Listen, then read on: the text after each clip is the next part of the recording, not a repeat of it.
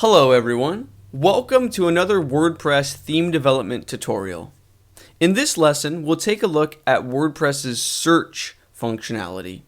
Or in other words, we'll learn how to add a search field about here in our theme, and we'll also learn to control the way that our theme formats the relevant search results screen. So those are the two topics we're going to cover today. Let's dive right in. Let's begin by taking a look at our theme files. In particular, we're interested in header.php because remember, we want to add the search form right about here. So in header.php, and again, every theme is different, but if you've been following along this theme development series, your code should look something similar to this. So inside this site header element, we're going to add a new element named header search, head search. You could name it anything you would like. We just want something that we can float to the right. And then within this div, we'll say PHP. There's a function in WordPress named getSearchForm that will do a lot of the work for us. So if we refresh, we can see that there's already a search form. So now let's just float it to the right so it sits where we want it to sit. So I'll go into my style sheet. I'll create a search section and I'll say header search. Float to the right. Okay, so now we have a search form and it's positioned where we want it to be positioned. But you may be thinking, well, the get search form function is great, but what if I want to customize the HTML that makes this search form? Well, it's pretty simple. We'll create a new file in our theme folder named searchform.php. Okay, and now anything that we place in this file will get output when this function runs.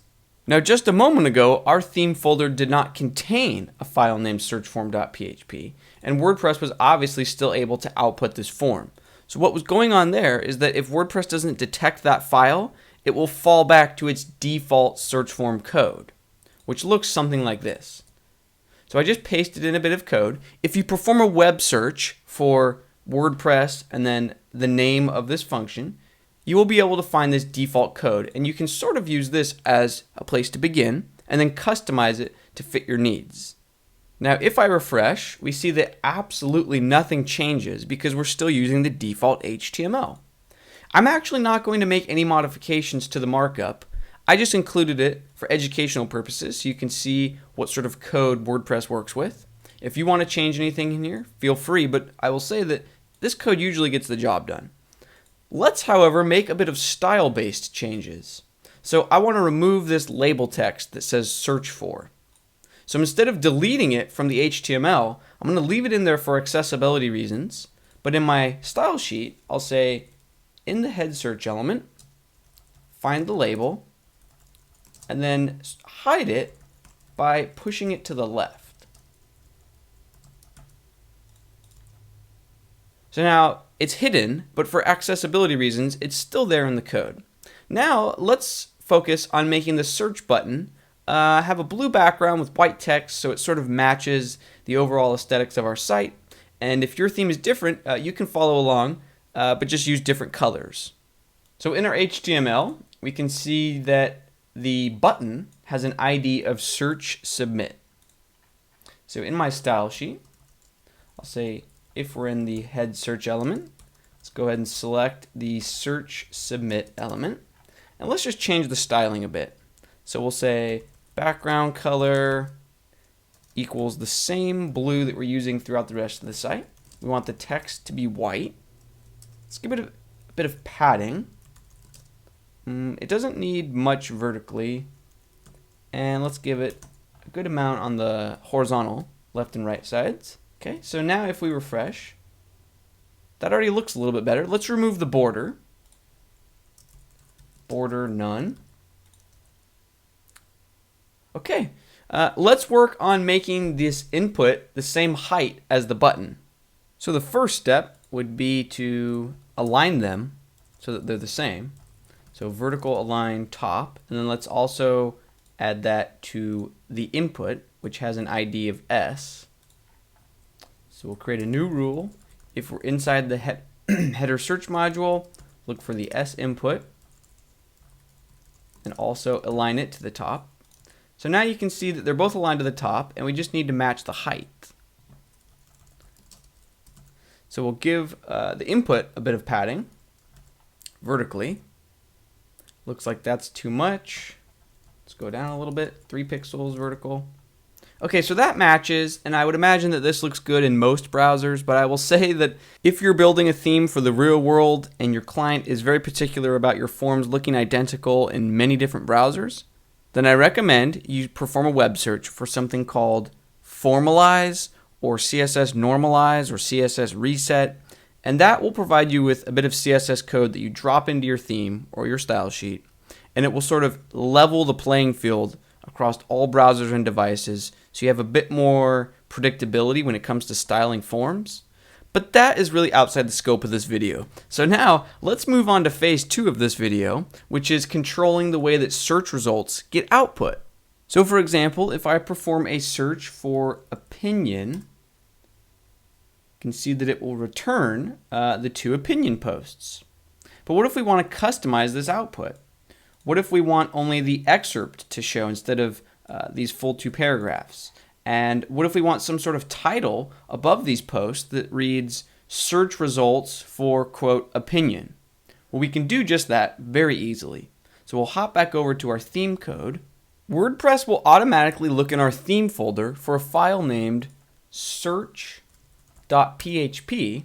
to output the search results. Now, if your theme folder does not contain a search.php file, it will fall back and use index.php to output the search results. So what we can do is copy and paste the contents from index.php into this new search.php file, and then make any customizations that we would like to see for the search results. So for example, let's go ahead and add the title text that reads search results for, colon, and then the search string that the user entered. So here we'll drop out of PHP, and then we can drop back into PHP here. And then in between those 2 lines, we can include the new header. So we'll say heading level 2, search results for, colon. Now WordPress will drop into PHP. WordPress has a really neat function named the search query. It's that simple. It will output what the user searched for. So now if we refresh, we see search results for opinion. Next, let's go ahead and customize the search results by making sure that they output an excerpt instead of the full text. So in search.php, we'll scroll down here, and you can see that this is the logic that's choosing whether it should be the full content or the excerpt, but we only ever want the excerpt, since this is a search results page. It's that simple. Finally, let's add a small detail that has the potential to improve the user experience. Let's add this term that they recently searched for into the input field itself.